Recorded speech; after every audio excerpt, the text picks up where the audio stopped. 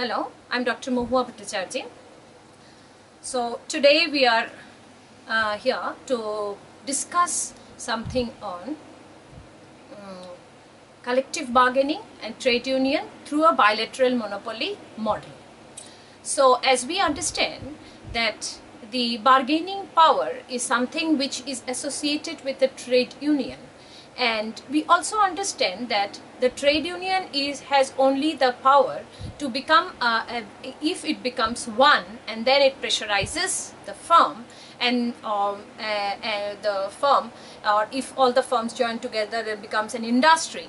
Then we find that monopoly labor market is facing a monopsonist product market. So that's why it is called as a bilateral monopoly situation, where one seller is interacting with one buyer. Here the buyer is the firm itself, because the firm knows the firm has to buy those labor. It is the only those buyers are only those labors are only the skilled labors which can be used in the production, and the labor market is also sharp enough. They have become one by the trade union. Now we have got a situation that it is a one-to-one case. There is a labor market which has become one with the monopoly, and the firms which has become one with a monopsonist, that is one seller interacting one buyer. Monopsonist means a one buyer. That firm is the only one who will be buying this labor. Now the question is this: how the wage will be determined in this case? In the collective bargain in the previous session, we have just theoretically explained and discussed, but today we will be talking it in the context of a figure. So we know that in a monopsonist market, that is when there is only one buyer, so you have to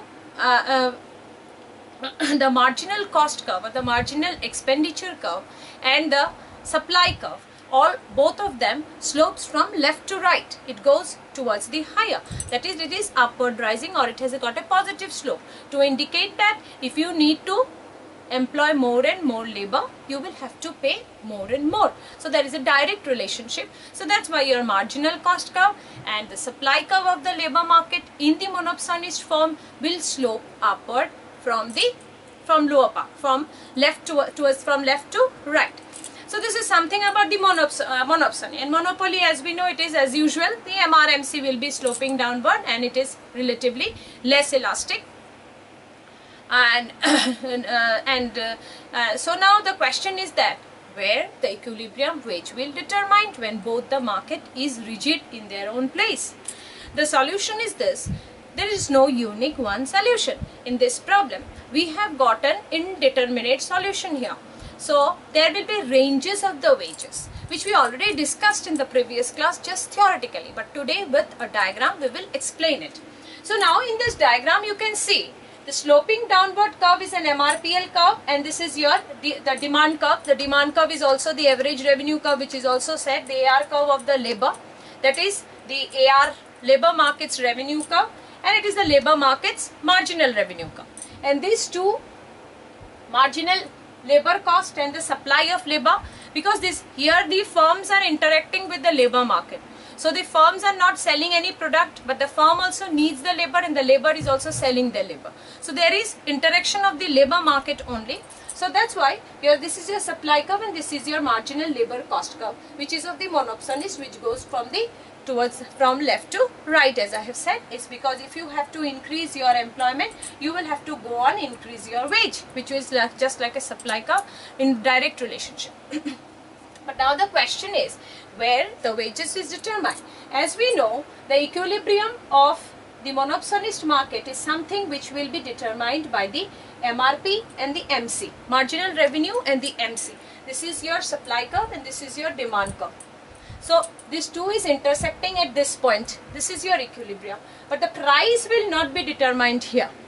Generally what we find, price is determined by the revenue curve, AR curve. So here the revenue curve is nothing but this SL curve, because whatever is to be paid by the firm is only the cost of the firm. So that's why, and it is only the revenue of the labors. So that's why SL is something which is the revenue for the labors, and so that's why this is your equilibrium point, and this is intersecting at this point, at the point 1, and so W1 is the wage which the firm which is monopsonist in style, will be trying to pressurize down the wage level to the limit of W1, where the intersection of MLC and the MRP has happened, because MRP is the demand what the firms have and MLC is the supply which the labor market has. So both the equilibrium together will be settling this point, but the price of the labor which the firms will be ready to pay, or it is the equilibrium price determined by the SL curve at the point 1. But now the question is this is something which the firms wants to pay, but laborers have become one. You have to remember that the trade union with the trade union, they have become one. So the firms cannot pressurize them in squeezing their wages to level to W1, to pressurize the wage level towards the W1. They will like to pressurize the wage level to W2, which has been determined by the simply intersection of marginal revenue curve and the marginal SL is now the cost curve for the labor. And so MRMC equilibrium and the demand curve, this is your this two is actually the monopoly market curves, and so this is your equilibrium and this is your wages. So W2 is the wages which has been settled by the labor market.